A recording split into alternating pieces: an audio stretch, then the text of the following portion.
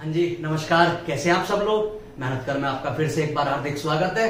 और आज मेटाइवल हिस्ट्री के हम पढ़ेंगे लेक्चर नंबर 43। देखो, लास्ट लेक्चर्स में हमने पिछले 2-3 लेक्चर में हम ये समझने की कोशिश कर रहे हैं कि कैसे कैसे भारत के छोटे छोटे राज्यों को अंग्रेजों ने अपने कब्जे में लिया। हमने पढ़ लिया कैसे उन्होंने हैदराबाद को अपने कब्जे में लिया। हमने ये भी देख लिया कि कैसे अवध पर अंग्रेजों ने आके कंट्रोल किया। और लास्ट लेक्चर में हमने बहुत अच्छे से समझा था कि कैसे अंग्रेजों ने अपनी प्लानिंग के तहत बंगाल पर कब्जा किया। ठीक है, हम हैदराबाद के बारे में पढ़ चुके हैं, कैसे अंग्रेजों ने कंट्रोल किया, अवध और बंगाल के बारे में।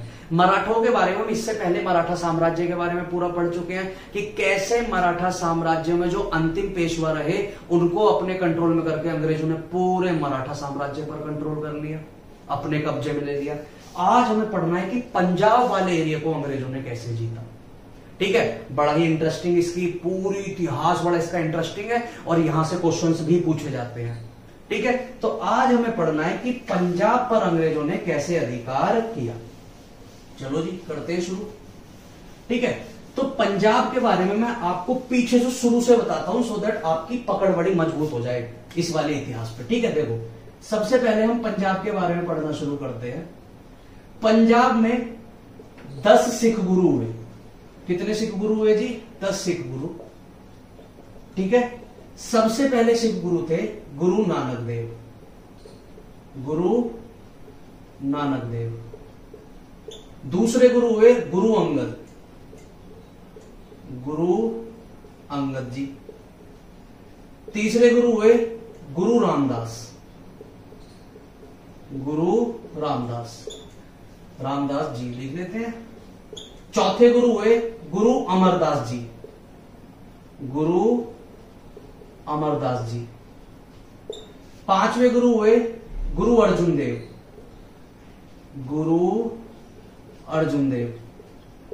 छठे गुरु हुए हरि गोविंद। हरि गोविंद। सातवें गुरु हुए हरि राय। हरि राय। आठवें गुरु हुए हरि किशन। हरि किशन। 9वें गुरु हुए गुरु तेग बहादुर। गुरु तेग बहादुर। और जो 10वें गुरु हुए वो हुए गुरु गोविंद सिंह। गुरु गोविंद सिंह। ये थे सिख धर्म के महत्वपूर्ण 10 सिख गुरु। ठीक है, सबसे पहले गुरु नानक देव, उनके बाद आए गुरु अंगद जी, फिर रामदास, अमरदास, अर्जुन देव, हरि गोविंद, हरि राय, हरि किशन, गुरु तेग बहादुर और गुरु गोविंद सिंह। ठीक है, अगर मैं कार्यकाल की बात करूं तो ये जर्नी शुरू होती है लगभग 1470 या 80 के आसपास से, जब गुरु नानक देव जी का जन्म हुआ है। और गुरु गोविंद सिंह की मृत्यु होती है 1708 में। ठीक है, 1480 से लेके 1708 तक अगर पूरे पंजाब पर किसी का वर्चस्व रहता है तो इन गुरुओं का रहता है। पूरे पंजाब के जितने भी लोग होते हैं वो इनके आदर्शों पर चलते हैं। ये होते हैं उस समय तक पंजाब के लीडर। लेकिन जब 10वें गुरु गोविंद सिंह की मृत्यु होती है 1708 में, तो उसके बाद गुरु के आने का प्रचलन पंजाब में खत्म हो जाता है। और हम बहुत अच्छे से जानते हैं कि गुरु तेग बहादुर का पंगा हुआ औरंगजेब से। गुरु अर्जुन देव बहुत प्रिय थे, गुरु अर्जुन देव तो नहीं लेकिन गुरु अमरदास बहुत प्रिय थे अकबर के। गुरु अर्जुन देव का पंगा हुआ जहांगीर से। हम मुगल हिस्ट्री में इन सारे को सबको पढ़ चुके हैं। अपने अंतिम दिनों में गुरु गोविंद सिंह ने मुगलों को सबक सिखाने के लिए एक आर्मी की स्थापना करी थी, क्योंकि मुगल धीरे धीरे अपने इस्लामियत को फैलाने के चक्कर में सारे धर्मों को तबाह कर रहे थे, जिसमें औरंगजेब के बारे में हम पढ़ चुके हैं कि कैसे उसने इस्लामियत फैलाने के लिए सिख धर्म को, हिंदू धर्म को, सारे धर्मों को मट्टी में मिलाया। तो अपने धर्म को बचाने के लिए गुरु गोविंद सिंह मुगलों से लड़े थे और इसी संदर्भ में इन्होंने एक आर्मी की स्थापना करी जिसको बोला गया खालसा पंथ। ठीक है, तो पंजाब के पूरे प्रांत में अगर मुगलों से लड़ने की कोई प्रेरणा देके गए थे तो वो देके गए थे गुरु गोविंद सिंह। लेकिन गुरु गोविंद सिंह के बाद पूरे पंजाब के इतिहास में कोई 11वां गुरु नहीं आया, 10 ही गुरु थे। गुरु गोविंद सिंह के बाद जो काम गुरु गोविंद सिंह कर रहे थे, क्या काम कर रहे थे? मुगलों से लड़ रहे थे अपने धर्म को बचाने के लिए। ठीक है जी, तो गुरु गोविंद सिंह के बाद अगर कोई अपने धर्म को बचाने के लिए सिखों के लिए लड़ा तो वो था बंदा सिंह बहादुर। आपने नाम सुना होगा बंदा बहादुर। ये बंदा बहादुर सिख धर्म का वो एक छोटा सा नेता था जो मुगलों से लड़ता रह गया अपने धर्म को बचाने के लिए।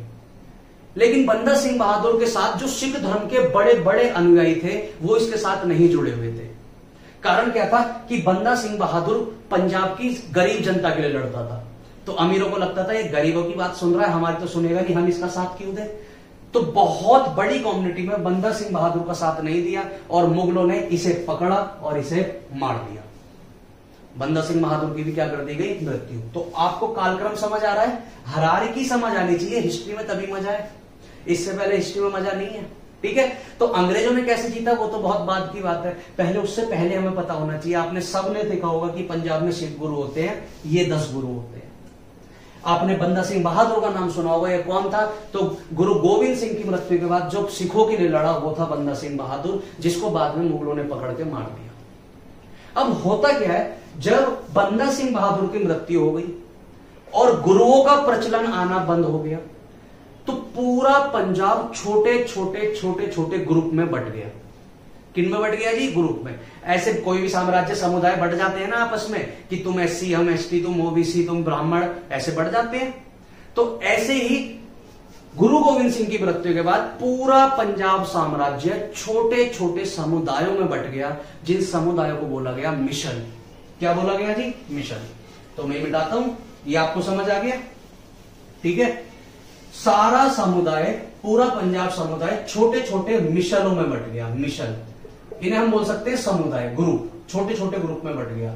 और जैसे हमने मराठा का इतिहास पढ़ा, वहां हमने देखा था कि मराठाओं की मृत्यु के बाद जब मराठा अपने पतन की तरफ था तो मराठे जो छोटी छोटी यूनिटों में बदल गए थे उसको हमने पिंडारी बोला था।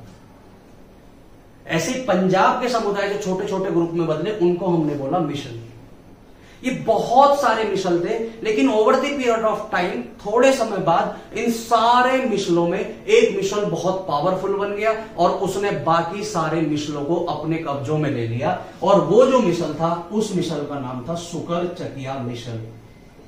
कौन सा मिसल, सुकर चकिया मिसल।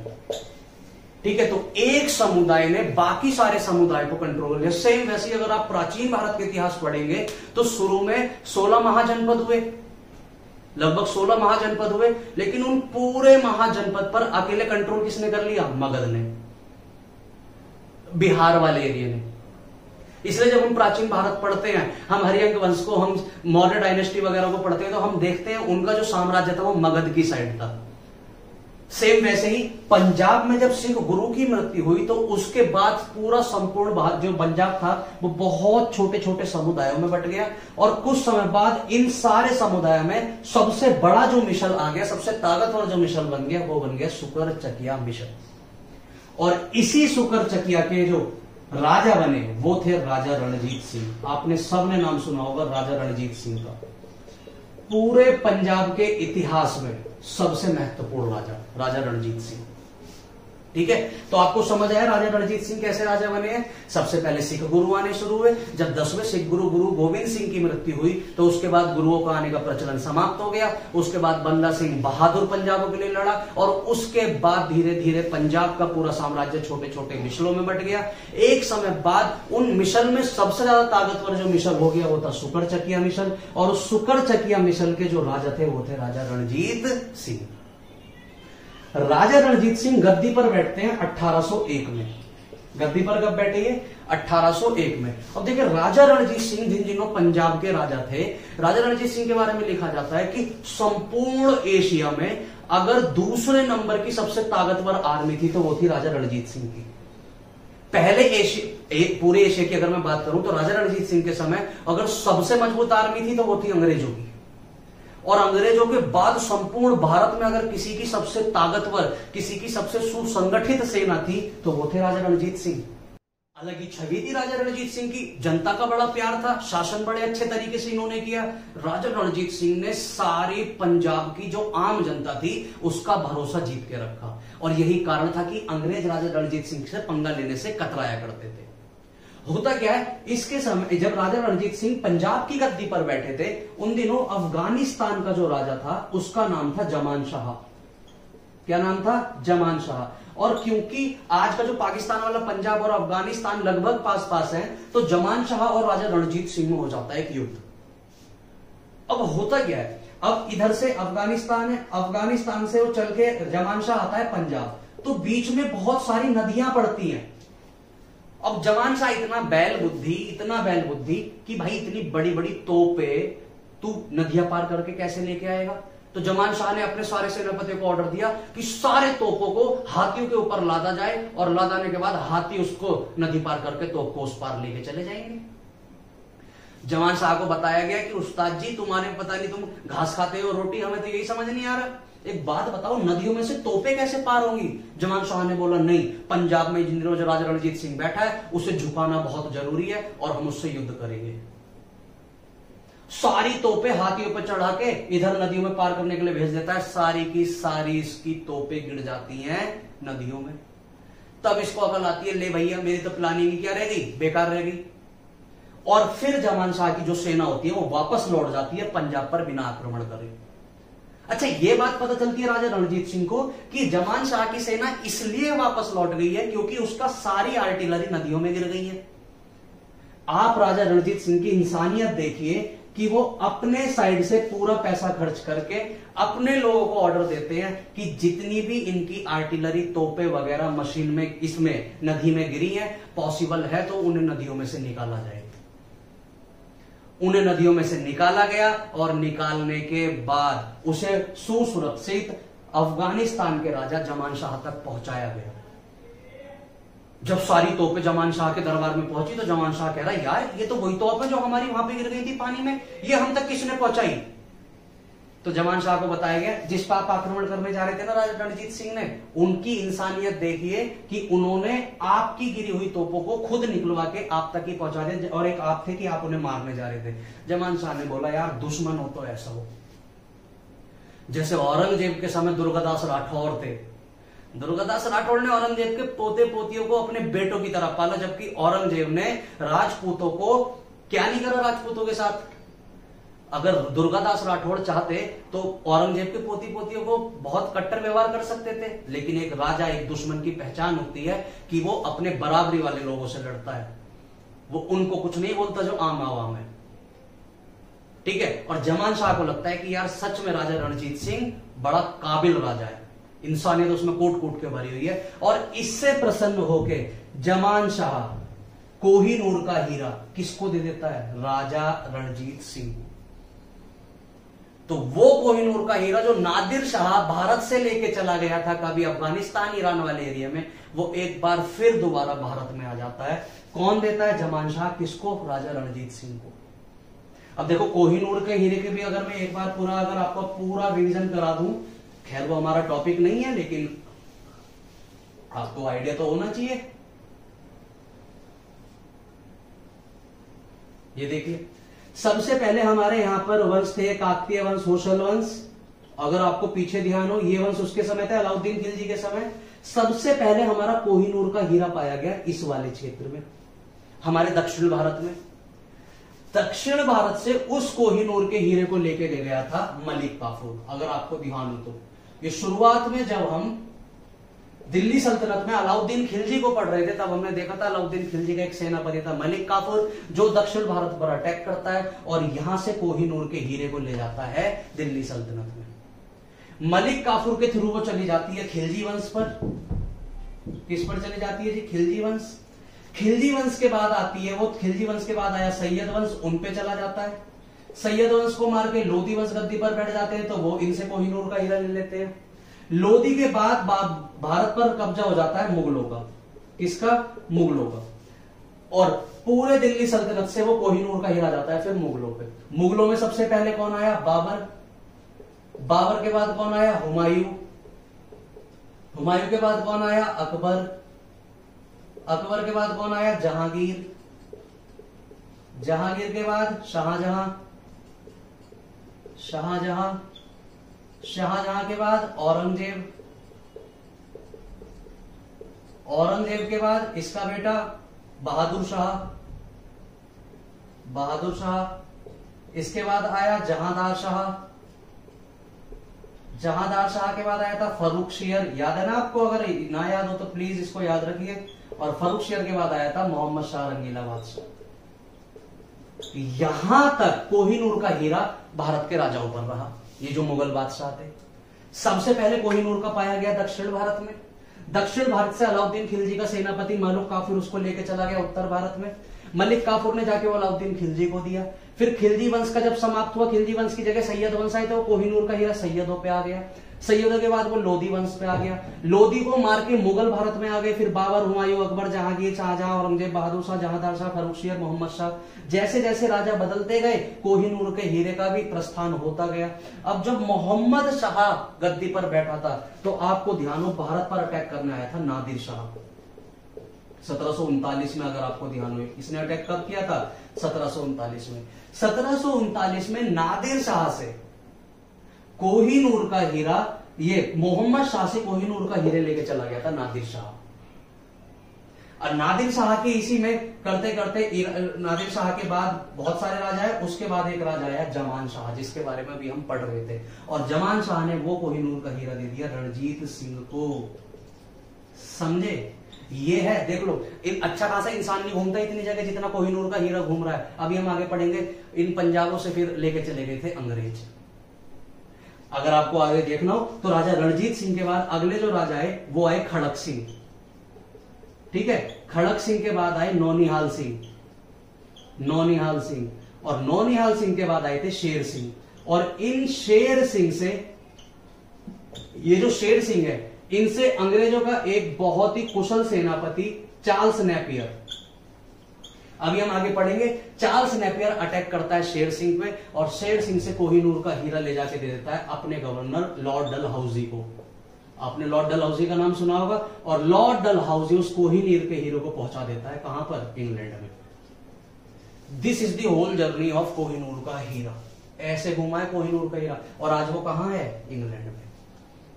किसने भेजा था? लॉर्ड डलहौजी ने। पंजाब से जीत के कौन लाया था? Charles Napier. पंजाब के कौन से राजा से जीता था? शेर सिंह। पंजाब के राजा पे वो आया कहां से था? राजा रणजीत सिंह लेकर आए थे। किससे? जमान शाह से। वहां पर कैसे पहुंचा? तो नादिर शाह अटैक करके लेके गया था मोहम्मद शाह पे। इन पे कैसे आया? तो इन पे तो भैया पीढ़ी दर पीढ़ी ट्रांसफर होता गया। और सबसे पहले कहां था कोहिनूर का हीरा? दक्षिण भारत में। ठीक है जी, चलिए, ये आपको मैंने नॉलेज के लिए बता दिया है। ठीक है, दुनिया भर में उल्टी सीधी बातें होती हैं जमीनी तौर पर, एक्चुअल इतिहास किसी को पता नहीं होता है। लेकिन मैं चाहता हूं कि आप सब बेबुनियादी बातें ना करें, पहले चीजों को असलियत में जाने की है क्या। कहीं भी खड़े होकर बहस कुछ भी कर दी, पता है नहीं कि चल क्या रहा है, बस इधर की सुनी उधर पेल दी, उधर की सुनी उधर पेल दी, ऐसे मजा नहीं आता। ठीक है, अब हम पढ़ रहे थे राजा रणजीत सिंह को। किसको पढ़ रहे थे जी? राजा रणजीत सिंह। रणजीत सिंह के समय अटैक किसने किया था? जमान शाह ने।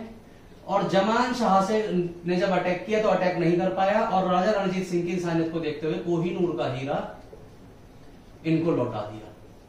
ठीक है, अब देखो होता क्या, राजा रणजीत सिंह क्योंकि इनकी आर्मी बड़ी अच्छी थी, ताकतवर थे, तो धीरे धीरे धीरे धीरे इन्होंने जम्मू कश्मीर,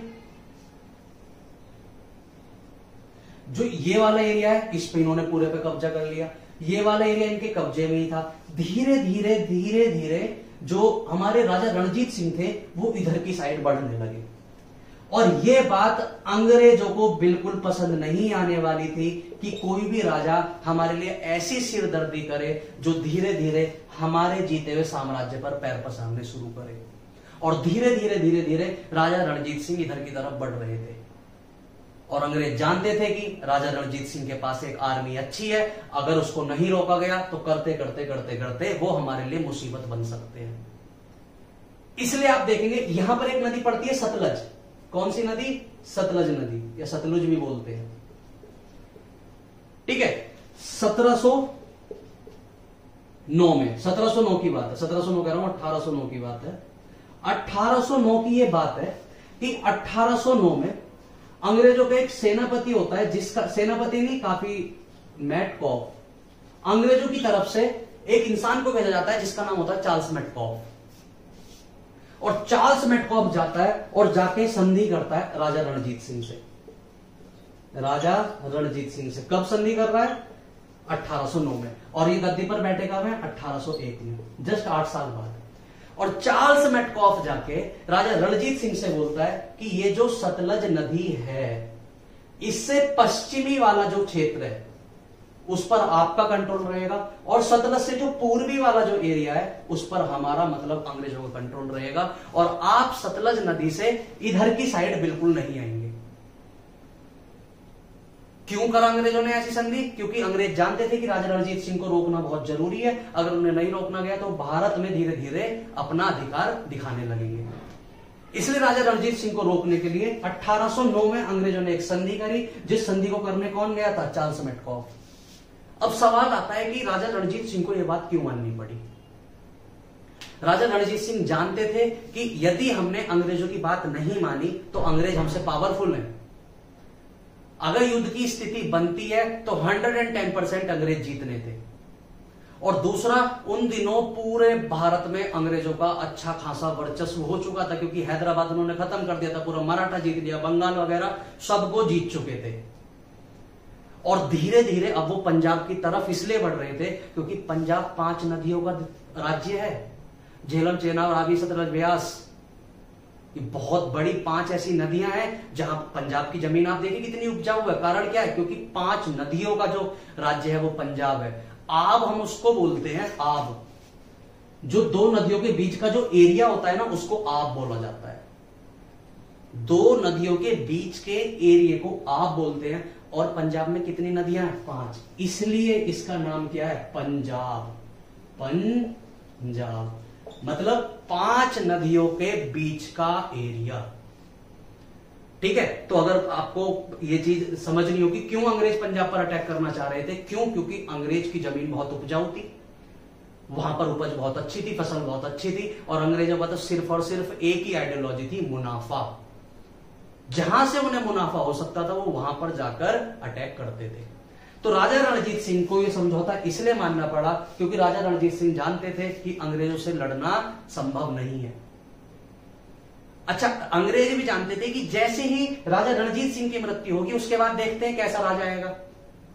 अगर ठीक ठाक राजा आया, राजा रणजीत सिंह जैसा पावरफुल राजा आया तो ठीक है, थोड़े समय तक और इंतजार कर लेंगे, और अगर ऐसे ही राजा आया तो इधर उधर जाके संबंध बनाएंगे, उसके वजीर को धीरे धीरे अपने में मिलाएंगे, प्रधानमंत्री को अपने में मिलाएंगे, और मरवा के पंजाब की फाइल निपटाएंगे। करते करते समय आता है और 1739 के आसपास, 1812 1700 निकल रहा है, 1839 में राजा रणजीत सिंह की मृत्यु हो जाती है। 1839 में राजा रणजीत सिंह की मृत्यु हो जाती है। जब राजा रणजीत सिंह की मृत्यु हुई तब अंग्रेजों को खुल के खेलने का मौका मिल गया, क्योंकि राजा रणजीत सिंह के बाद गद्दी पर बैठे खड़क सिंह, पंजाब के राजा कौन बने? खड़क सिंह। खड़क सिंह का एक वजीर था, प्रधानमंत्री था, जिसका नाम था ध्यानचंद। क्या नाम था जी? ध्यानचंद। अब देखिए कैसे पॉलिटिक्स बदल रही है। ये ध्यानचंद्र को जाके अंग्रेज अपनी तरफ मिला लेते हैं, और पंजाब के राजा को खबर ही नहीं है कि जो उनका सबसे प्रमुख प्रधानमंत्री ध्यानचंद्र है उसने जाके अंग्रेजों से समझौते कर लिए। आप देखेंगे हैदराबाद में भी यही हुआ, आप देखेंगे बंगाल में भी यही हुआ। खैर अवध में तो नहीं हुआ था, लेकिन हर जगह जाके अंग्रेजों ने धीरे धीरे उन लोगों को अपनी साइड किया जो राजा के बड़े पीए मतलब राइट हैंड और लेफ्ट हैंड हुआ करते थे। खड़क सिंह के राइट हैंड थे ध्यानचंद्र, प्रधानमंत्री थे, राजा थे खड़क सिंह और प्रधानमंत्री थे ध्यानचंद्र। ध्यानचंद्र को अंग्रेजों ने अपने साइड मिलवाया और ध्यानचंद्र से खड़क सिंह की मृत्यु करवा दी। लेकिन पूरे पंजाब साम्राज्य को यही नहीं पता चला कि खड़क सिंह की मृत्यु करी थी ध्यानचंद्र ने। तो उनको लगा कि हाँ हो सकता है खड़क सिंह बीमार रहते हो, कुछ भी हो गया, खड़क सिंह की मृत्यु हो गई। और खड़क सिंह की मृत्यु के तुरंत बाद गद्दी पर बैठाया गया नौनिहाल सिंह को। किसको बैठाया गया जी? नौनिहाल सिंह। नौनिहाल सिंह ने भी प्रधानमंत्री किसको बना दिया? ध्यानचंद्र को ही, क्योंकि किसी को पता ही नहीं था कि ध्यानचंद्र अंग्रेजों से जाके जा मिले हैं। सब पूरे पंजाब साम्राज्य को लगता था कि ध्यानचंद्र अपने ही आदमी है, तो उन्होंने फिर वजीर बना दिया। अगेन अंग्रेजों ने ध्यानचंद्र के साथ फिर समझौते किए और उन्होंने नौनिहाल सिंह को भी मरवा दिया। आप ताजुब की बात देखिए, अब तक नहीं पता है कि नौनिहाल सिंह को भी मारने वाला ध्यानचंद्र ही है, क्योंकि इतनी प्लानिंग के तहत मारा गया कि किसी को कानो खान खबर नहीं मिली। और अंग्रेज धीरे धीरे अब पंजाब पे अपने पैर मजबूत कर रहे थे। क्यों? क्योंकि राजाओं को जब मर्जी वो अपने आदमी से मरवा दे देते। अब होता क्या है, नौनिहाल सिंह के बाद अगले राजा बनते हैं शेर सिंह पंजाब के। इन शेर सिंह की भी गलती देखिए कि इन्होंने भी प्रधानमंत्री नियुक्त किसको कर दिया? ध्यानचंद्र को। लेकिन वो तो शेर सिंह के दिन अच्छे थे कि शेर सिंह के समय ध्यानचंद्र की मृत्यु हो गई, वरना तो अगर ध्यानचंद्र की मृत्यु नहीं होती तो वो शेर सिंह को भी खा जाता। अब जब ध्यानचंद्र की मृत्यु हो गई तो अंग्रेजों के लिए काम कौन करे? जब तक ध्यानचंद्र था अंग्रेजों के लिए काम कर रहा था, एक ही बंदा था उनका सिख दरबार में, पंजाब दरबार में, और उसकी मृत्यु हो गई। अब राजाओं से कौन लड़े? अब अंग्रेजों ने देखा कि शेर सिंह तो बिल्कुल बकलोल है, इससे लड़ा जा सकता है। अब अंग्रेजों ने बोला कि बहुत दिन हो गए, कभी खड़क सिंह, कभी नौनिहाल सिंह, कभी कोई, सीधा अटैक करते हैं पंजाब पे और पंजाब को अपने कंट्रोल में लेते हैं। और स्थिति सारी अंग्रेजों के फेवर में थी, क्योंकि शेर सिंह बहुत बहादुर एक राजा नहीं था, नॉर्मल राजा था। इसके बस की था ही नहीं कि ये अंग्रेजों की टक्कर झेल जाए। और इसके समय जब पंजाब की गद्दी पर कौन बैठा था? शेर सिंह। तो शेर सिंह के समय चार्ल्स नेपियर को भेजा गया लड़ने के लिए। अंग्रेजों की तरफ से लड़ने कौन आया? Charles Napier. किससे लड़ा? शेर सिंह से। और शेर सिंह को 2 मिनट में घुटनों पर टिका दिया, क्योंकि अंग्रेज बहुत पावरफुल हो चुके थे। इन पे इतना भारी समर्थन था, इन पे मॉडर्न हथियार थे, इन पे सबसे बड़ी चीज इन पे प्लानिंग थी। ये हम में फूट डाल रहे थे और खुद राज कर रहे थे।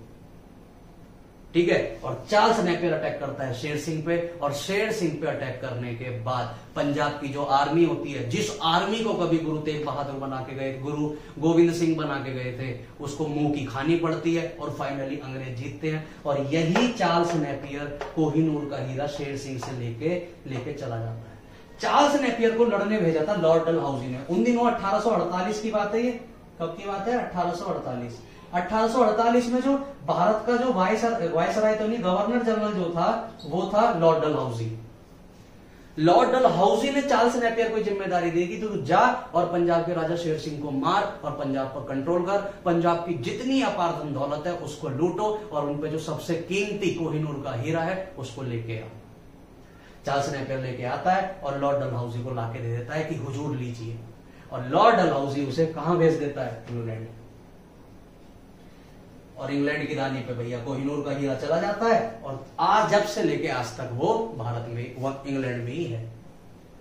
तो बताओ, आप खुद बताओ कि हमें कोहिनूर का हीरा लाना चाहिए ना? बिल्कुल लाना चाहिए। हमारा इतिहास उससे जुड़ा हुआ है। ये तो हमसे जबरन लेके गए हैं, ताकत का इस्तेमाल करके हमसे लेके गए हैं। आज तो हम इंग्लैंड को धो देंगे, बहुत अच्छे से धो देंगे, बहुत पावरफुल है। अब दिक्कत नहीं है इंग्लैंड से लड़ने के लिए। लेके आओ कोहिनूर का हीरा। मोदी जी 5-7 बाउंसर लेके जाए अपने और बोले हाँ भी चलो कोहिनूर का हीरा तो कुर्ते में रखो हमारी, वो बहुत पहनते हैं ना पंडित, कोटी कुर्ते के ऊपर डालो जेब में और ले आओ भारत में। बहुत कीमती हीरा है भाई, और हमारा ऐतिहासिक हीरा है। प्राचीन भारत से हमारा उससे इतिहास जुड़ा हुआ है। और ये अंग्रेज जब पावरफुल थे तो हमसे लेके चले गए, आज लेके आओ इनसे। और नारा तुमसे, खैर मोदी जी ले आएंगे, मोदी जी से क्या नहीं हो रहा, वो तो सब कर लेंगे। ठीक है। और फाइनली जब शेर सिंह की मृत्यु, अच्छा एक याद रखना, चार्ल्स नेपियर ने जब शेर सिंह पे हमला किया तो इस युद्ध में शेर सिंह की मृत्यु हो जाती है। और शेर सिंह की मृत्यु के बाद पंजाब, जो इसका शेर सिंह का बेटा होता है वो बहुत छोटा होता है। अभी लॉलीपॉप खाने की उसकी उम्र होती है, वो क्या पंजाब का साम्राज्य को संभालेगा। उसका नाम होता है दिलेर सिंह। कहीं दिलेर लिखा मिलता है, कहीं दिलीप लिखा मिलता है।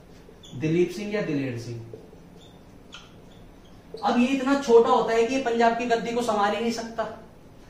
अंग्रेज यहां पर एक फिर चाल चल देते हैं आखिरी। वो पूरे साम्राज्य में आके ऐलान करते हैं कि शेर सिंह का जो बेटा है दिलेर या दिलीप सिंह, वो अभी पढ़ने लिखने की उम्र में है। हम चाहते हैं कि वो इंग्लैंड जाए, उसका सारा खर्चा हम देंगे और धीरे धीरे वो पढ़ लिख के आए और आने के बाद दोबारा पंजाब आके राज कर लेगा, हमें कोई प्रॉब्लम नहीं है। और ये पंजाब, इनकी अंग्रेजों की एक प्लानिंग थी कि कैसे भी करके दिलेर सिंह को यहां से भगाया जाए और पूरे पंजाब के एरिया पर कंट्रोल किया जाए। ठीक है। तो होता क्या है, दिलेर या दिलीप सिंह को कहां भेज दिया जाता है? इंग्लैंड पढ़ने के लिए। सवाल आता है कि शेर सिंह की जो वाइफ है, यस दिलीप सिंह की जो मां है, उसको क्या करा जाता है? उसको भेज दिया जाता है जम्मू कश्मीर।